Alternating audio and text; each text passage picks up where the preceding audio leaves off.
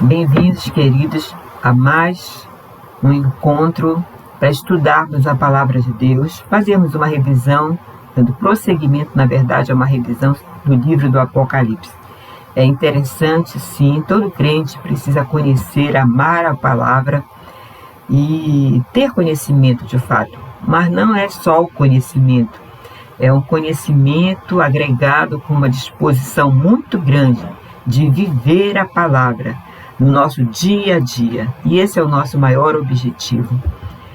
Nós vamos ver hoje, se Deus assim permitir, as 7 trombetas. Então, concluindo as 7 trombetas hoje, nós estaremos concluindo a metade do livro.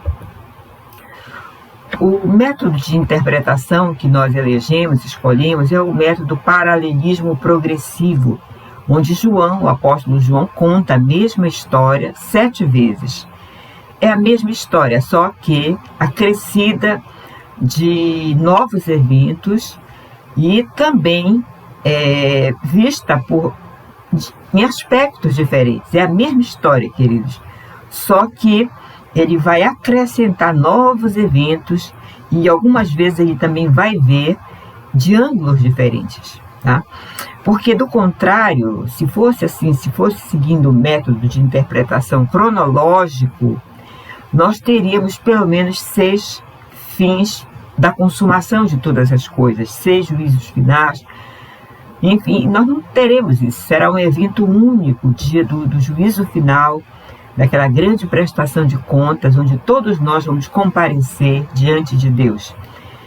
Então, queridos, o que nós já vimos até agora? Nós já vimos do capítulo 1 ao 3, as 7 cartas às 7 igrejas. Veja como o número 7 ele é bem importante. Ele aparece muitas vezes no livro do Apocalipse. O número 7 representa plenitude. Na seção 2 nós vimos a abertura dos 7 selos, de novo, 7. Os 144 mil, e João viu também a grande multidão. Na seção 3, que vai do capítulo 8 ao 11, é o que nós vamos ver hoje, se Deus assim permitir, nós vamos ver as 7 trombetas. São acontecimentos paralelos, onde João descreve aspectos interessantes, fundamentais, ao longo da história que ele está contando. Ele está contando a história desde a primeira vinda do Senhor Jesus até a sua segunda vinda. Então, essa é a história que João conta. Nós vimos semana passada o capítulo 7 e vimos assim um pouco sobre quem são esses 144 mil. Na nossa interpretação, irmãos, seria realmente o povo judeu. Vocês lembram que são 12 mil de cada tribo de Israel? 144 mil. Só que João também vê uma grande multidão. E nessa grande multidão é composta de todos os nações, línguas, tribos, povos. Então essa grande multidão, na verdade, ela é composta por judeus e gentios, porque a igreja do Senhor Jesus, uma vez que Israel rejeitou o seu Messias, então a igreja passa a ser o quê? Passou a ser o quê? O Israel de Deus. Deus tem um só plano. Nós não cremos que o Senhor tenha 2 planos, um para o povo de Israel e outro para a igreja. Lembram que nós estudamos um pouquinho sobre o capítulo 9 de Romanos, que fala sobre o remanescente de Israel que será salvo? Então nós cremos assim, que o Senhor Deus tem um só povo, que aquela grande multidão se refere, na verdade, a todos os judeus que aceitarem Cristo e aos gentios também, porque não há salvação fora de Jesus Cristo. Tem que passar pela cruz, meus queridos. Hoje nós vamos ver do capítulo 8 ao 11 as 7 trombetas de Deus. Vamos abrir a palavra de Deus no capítulo 8 do Apocalipse. Quando o Cordeiro abriu o 7º selo, houve silêncio no céu cerca de meia hora. Aconteceu assim uma expectativa, O que poderia acontecer? Porque no capítulo 7, no capítulo 6, nós vimos que aconteceu o fim de todas as coisas. É a primeira descrição do juízo final.